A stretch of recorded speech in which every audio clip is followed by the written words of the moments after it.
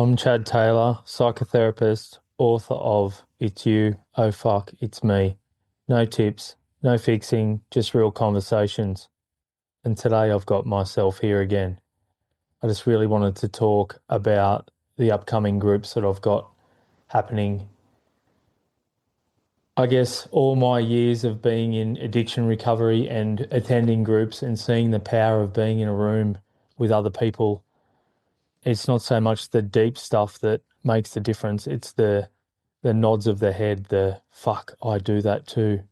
So I guess what I wanted to speak to today was just sort of giving a bit of an explanation on how I'm going to try and run these groups and what they're going to be about. So I'm hoping there'll be anywhere from 10 to 50 people at a time and start off with almost a welcome that when we get there, we sort of check into the room and see where we're sitting, see where we are, see where things are landing, had been landing for us in the last week.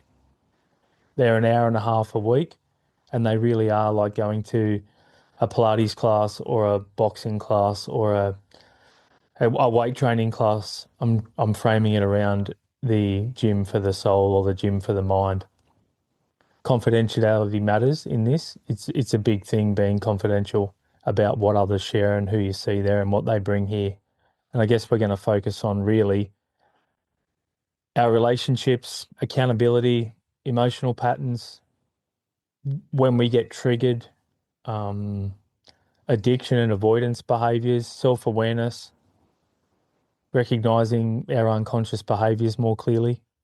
And I guess it's really a space to learn from others through their own scenarios and through what we bring, all of us collectively, to really, fuck, that's me. Like I live like this as well.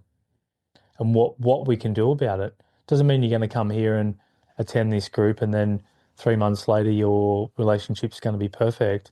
But what it will do is it'll open up that awareness and allow you to see that you're not alone and that some of these things that we do and behaviors that we act out in relationships are so fucking common. I see them day in, day out in my therapy practice.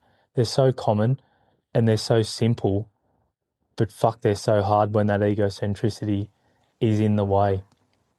So I guess there'll be a few rules, and the main rule being don't be a cunt.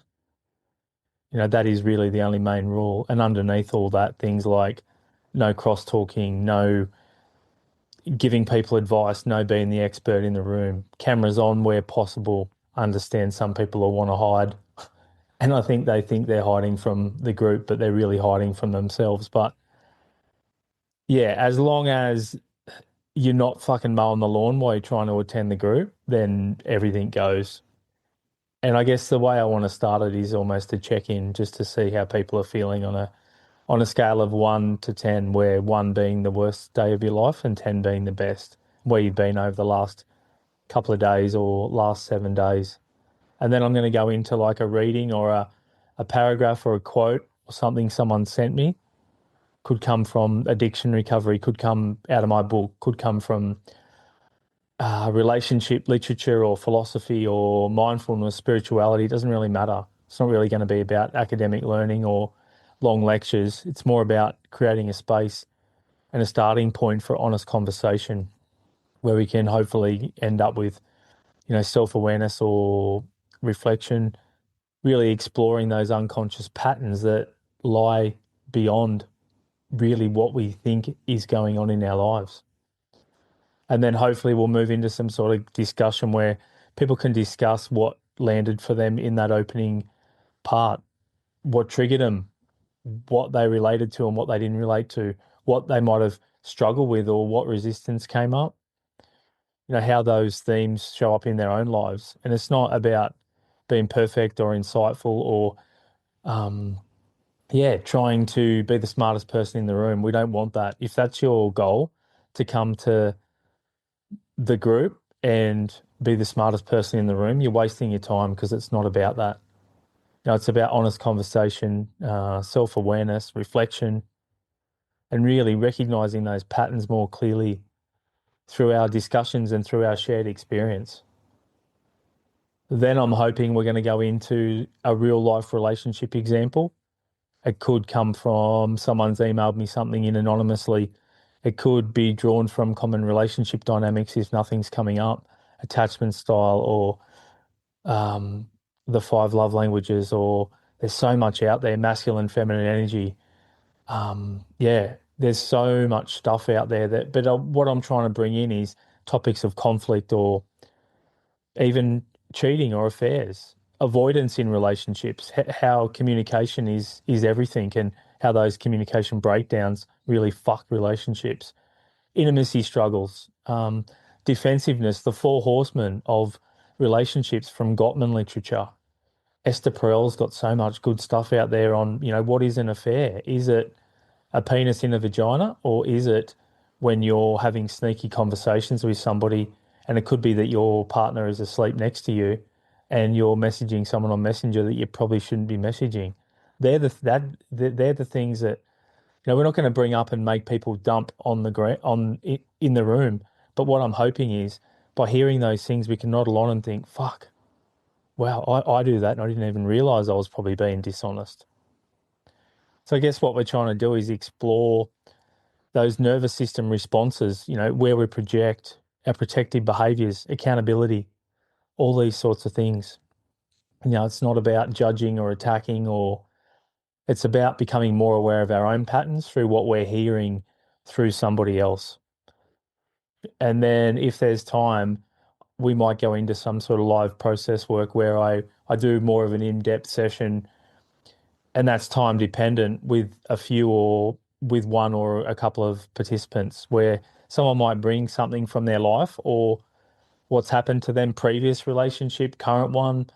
It could be something simple as, and I see this in my therapy practice, that if someone's bought a coffee machine, a $3,000 coffee machine, and the other partner's at home with the children, and this could be the man or it could be the woman, and that person forgets to clean the coffee machine.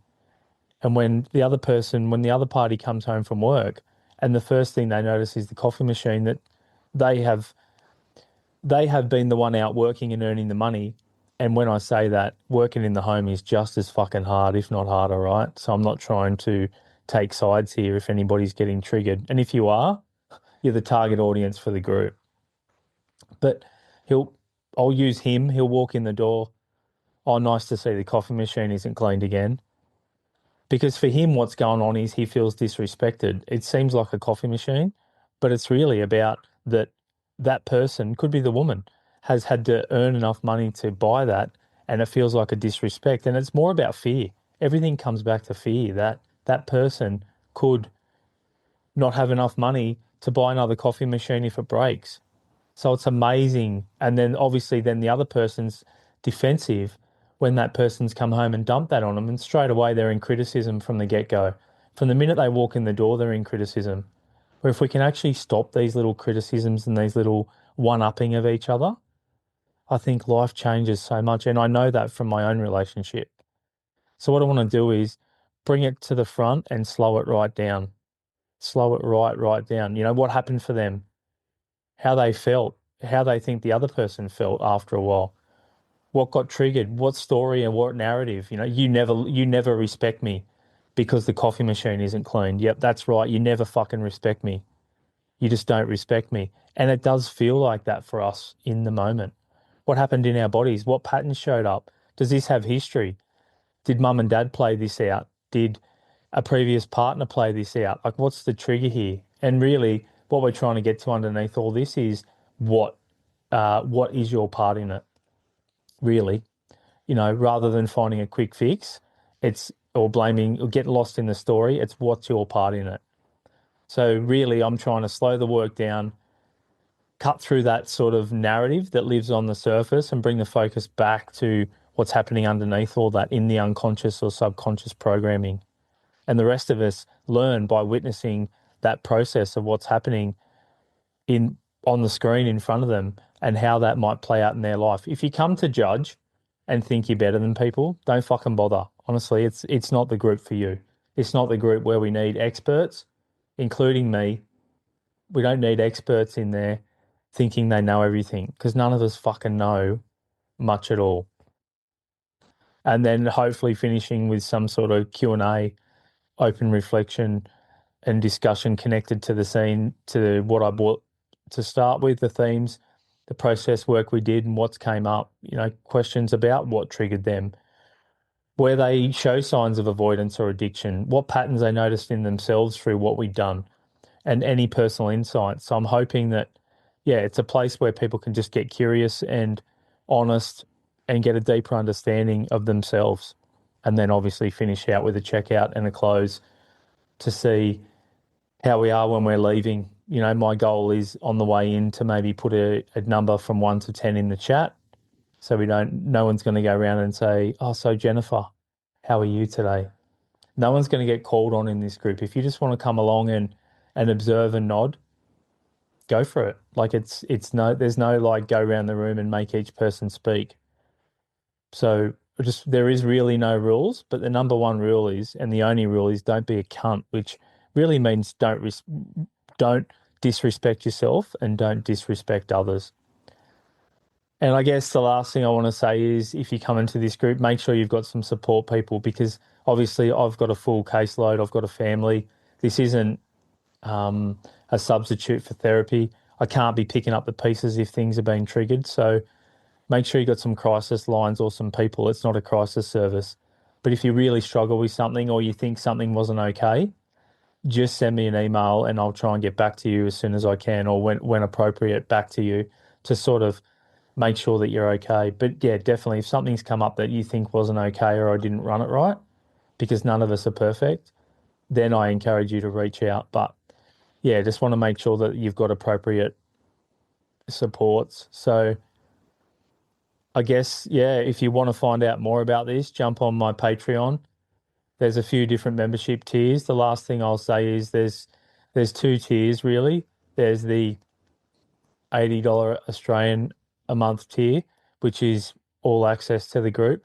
And then there's one that's $20 a month dearer. But what I'm trying to activate there is, what I'm trying to bring there is a bonus group once a month for those higher tier members, the oh fuck it's tier, where a person from that group gets to bring something they're passionate about. I'll still facilitate it and just sort of be in the background just in case we get off topic, because off track, and get into a rant, because we all want to be the smartest person in the room. And I want people to pull me up as well. That's part of this group. So that tier will be where somebody can bring something. If you're passionate about the work of Gabor Mate or Joe Dispenza or mysticism or Buddhism, or as long as it's not religious dogma, if you're passionate about something, it could be, as much as it's not for me, it could be, psilocybin assisted therapy. It doesn't really matter what it is. And I guess it's going to be a space for you to have the floor for an hour and do what I'm doing. Because what happens is, if we're trying to teach something, we generally deepen it and we learn it more than what we know it. So yeah, that's just a quick recap of what's going to happen. And yeah, I'd love this to grow into something bigger, because like I keep saying, the power of addiction recovery and the power of me knowing that for 25 years I go to a room, like today's Friday here in Australia. Tomorrow we run an AA meeting in the local area, and we've been getting anywhere from 8 to 12 people, which is great for this area. And just that, not closing your eyes and nodding along and fuck, that's me. Fuck. Wow. He's telling my story, or she's telling my story. Fuck, have they been spying on me? So yeah, I'd love to see you all there. There's a week free trial. Groups kick off mid-June, 16th of June or 17th of June. Time zone might be a bit out for you guys overseas, but I'd love to see you there. And yeah, there's a week free trial. So if you come to a group and it's not for you, just deactivate your membership and you won't get charged anything, because it's very hard to judge something if we haven't really experienced it. And that's what I want to say to people. If you come with an open mind, you can't judge something you haven't fucking experienced. And I'm going to leave it there.